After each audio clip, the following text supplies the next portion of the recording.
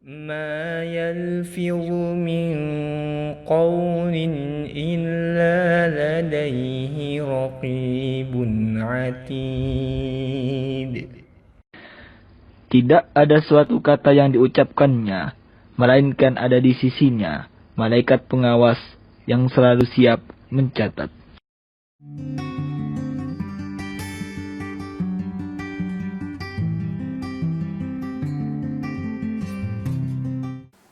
Bismillahirrahmanirrahim. Assalamualaikum warahmatullahi wabarakatuh. Alhamdulillah wassalatu wassalamu ala rasulillah. Pencinta ilmu komunikasi Islam, bersua kembali kita dalam kuliah ilmu komunikasi Islam. Hari ini kita akan belajar tentang qaulan karima, yaitu qaul yang kedua. Setelah kita belajar qaulan ma'rufan, apa artinya? Kita akan belajar hari ini tentang qaulan karima. Pencinta ilmu komunikasi Islam, qaulan kariman secara bahasa artinya perkataan yang mulia, karim. Apa-apa yang mulia itu dalam bahasa Arab disebut dengan karim, mulia atau berharga. Sampai dalam bahasa Arab, batu mulia itu ya, ahjar karimah dalam istilahnya. Ahjar karimah, batu mulia.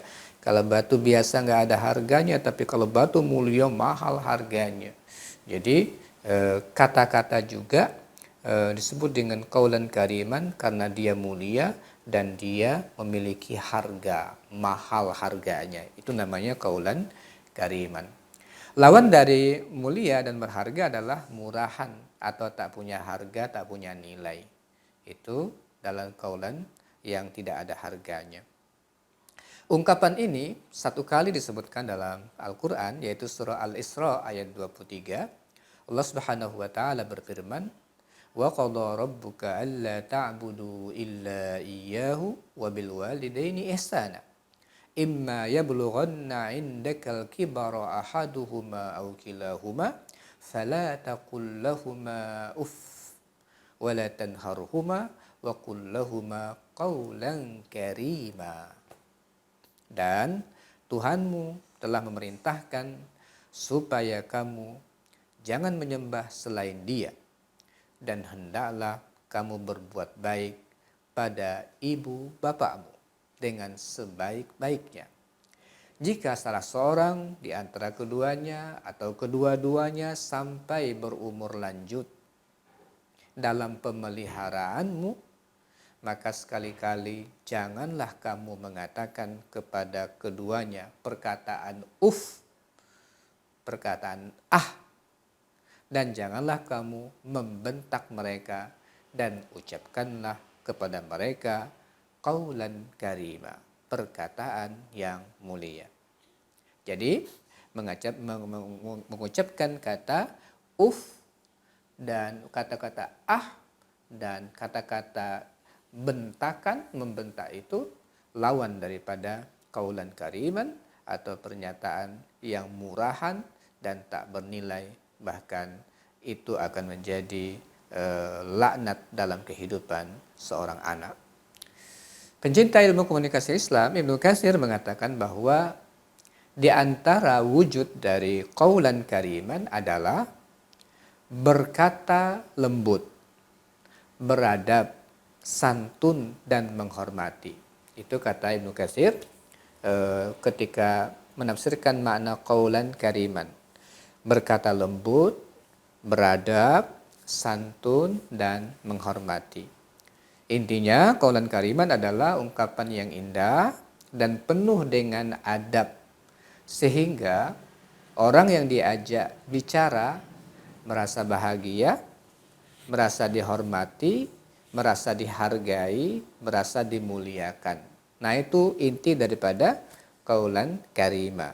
Dia merasa mulia, dia merasa berharga, tidak hina dan tidak murahan. Karena ada orang ketika dihina, kemudian dibentak dekat seperti itu, dia merasa hancur dirinya seperti tidak ada lagi harganya. Nah, seperti itulah kata-kata yang berlawanan dengan qaulan kariman.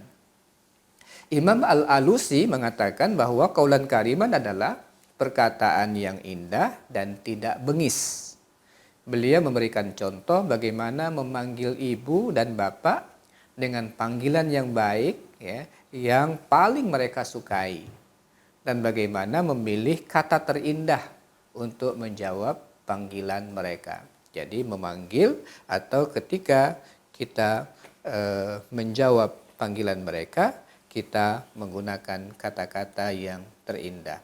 Jadi intinya qaulan kariman adalah ungkapan yang indah, penuh dengan adab, sehingga orang yang diajak bicara merasa bahagia, dihormati, dan dimuliakan. Dengan qaulan kariman, orang yang berbicara juga menjadi mulia dan berharga, dan tidak hina dan murahan. Tahu orang, ini kalau orangnya kasar kayak begini dengan orang tuanya, dengan orang lain, ini orang tak punya harga ini. Ini orang tidak baik ini. Nah, ini orang yang mengatakan pun di hadapan orang lain dianggap orang yang tak bagus atau tak bernilai. Pencinta ilmu komunikasi Islam, ada contoh qaulan kariman yang sangat indah dalam Al-Quran, yaitu kisah dari Ibrahim alaihissalam. Disebutkan dalam surah Maryam ayat 41 sampai 47. Allah berfirman, "Wadhkur fil kitabi Ibrahim, innahu kana siddiqan nabiyya. Idh qala li abihi, lima ta'budu ma la yasma'u wa la yubsiru wa la yughni anka syai'a. Ya abati, inni qad ja'ani minal ilm ma lam ya'tika fattabi'ni ahdika siratan sawiyya. Ya abati, la ta'budis syaitan, inna syaitana kana lirrahmani asiyya. Ya abati inni akhafu an yamassaka azabun minar rahman fatakuna lisyaitani waliyya. Qala araghibun anta an alihati ya Ibrahim, la illam tantahi la arjumannaka wahjurni maliya. Qala salamun alayka sa'astaghfiru laka rabbi innahu kana bi hafiya." Indah sekali kalimat-kalimat yang Allah Subhanahu wa taala abadikan dalam Al-Qur'an tentang bagaimana qaulan kariman itu disampaikan oleh Nabi Ibrahim ketika berdialog dengan bapaknya. Wazkur fil kitabi Ibrahim, ceritakanlah hai Muhammad tentang kisah Ibrahim dalam kitab Al-Qur'an ini. Innahu kana siddiqan nabiyya, sungguhnya dia adalah seorang yang sangat membenarkan lagi seorang nabi. Nabi Ibrahim ini orang yang disebut oleh Allah sebagai siddiq. Semua dia benarkan apa yang menjadi perintah dari Allah Subhanahu wa taala, sampai anaknya disuruh untuk disembelih saja, karena itu adalah yakin dia perintah Allah, dia lakukan. Siddiq betul-betul dimuliakan oleh Allah. Ingatlah ketika ia berkata kepada bapaknya, nah ini pesannya, ya abati, wahai bapakku. Nah, istilah ya abati ini adalah ungkapan yang sangat indah, panggilan kepada seorang bapak yang sangat memuliakan orang tua. Itu diulang-ulang dalam Al-Quran. Jadi yang pertama ini ayat 42 sudah langsung, ya abati, wahai bapakku, lima ta'budu ma la yasma'u wa la yubsir. Kenapa kamu menyembah sesuatu yang tidak bisa mendengar, nggak bisa untuk melihat? Ya. Nah, jadi wala yughni anka syai'a, dan nggak ada manfaat untuk kamu. Dengan bahasa meskipun orang tuanya menyembah sesuatu yang di hadapan yang sangat diyakini oleh Ibrahim itu tidak betul, tapi panggilannya sangat-sangat santun. Bahasa ya abadi. Ini kadang-kadang ada orang, ada anak merasa benar, orang tuanya salah, kasar. Nah, ini tidak pas, ya, bertentangan dengan istilah qaulan kariman. Diulang lagi, ya abati, inni qad ja'ani minal ilm. Wahai bapakku, aku telah dapat ilmu. Aku telah dapat ilmu. Tentunya dari Allah Subhanahu wa taala bahwa dia menjadi nabi, diperintahkan oleh Nabi Ibrahim mengajak fattabi'ni ahdika siratan sawiyya. Ikuti aku akan tunjukkan kamu pada jalan yang benar. Panggilan ya abati terus ya abati. Lalu akhirnya bapaknya bilang, Kamu nggak suka dengan Tuhan-Tuhanku? Araghibun anta an alihati ya Ibrahim? Jika kamu nggak berhenti dari mengajakku kayak begini nih, ya, la arjumannaka, ya, kamu akan aku rajam, wahjurni maliya, dan tinggalkan aku buat waktu yang lama. Itu dibentak atau dimarahi oleh bapaknya sampai bahasanya diancam, aku akan rajam kamu atau engkau tinggalkan aku dalam waktu yang lama. Udah pergi aja, begitu. Apa ungkapan Nabi Ibrahim ketika bapaknya ngomong seperti itu? Indah sekali. Qala salamun alaika. Salamun alaika. Sa'astaghfiru laka rabbi innahu kana bi hafiyya. Ibrahim berkata, semoga keselamatan dilimpahkan kepadamu wahai bapakku. Aku akan memintakan ampun bagimu kepada Allah.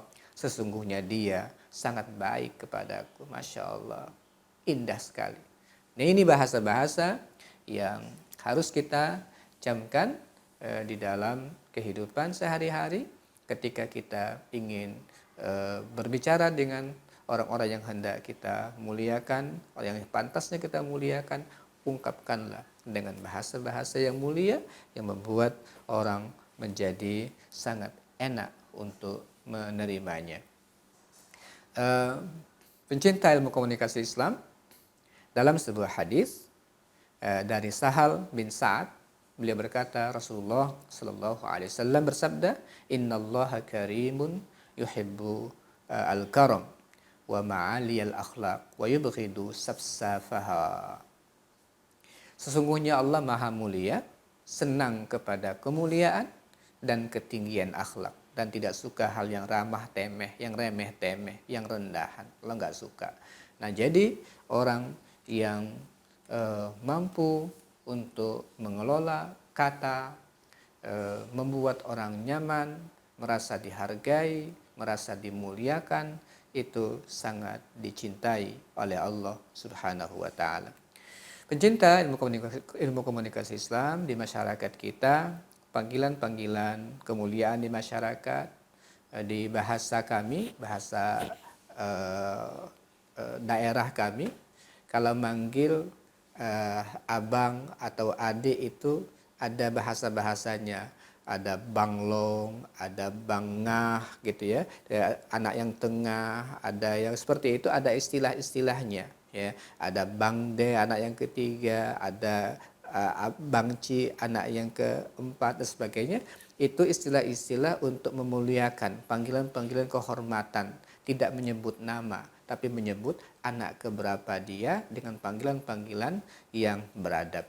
Dan semua masyarakat saya kira banyak memiliki kecerdasan lokal seperti ini. Silahkan dikembangkan, itu bagian daripada qaulan kariman kita untuk memuliakan orang-orang yang terdekat dengan kita, orang-orang yang berkomunikasi dengan kita, sehingga mereka menjadi nyaman berkomunikasi dengan kita karena selalu merasa dihargai dan dimuliakan.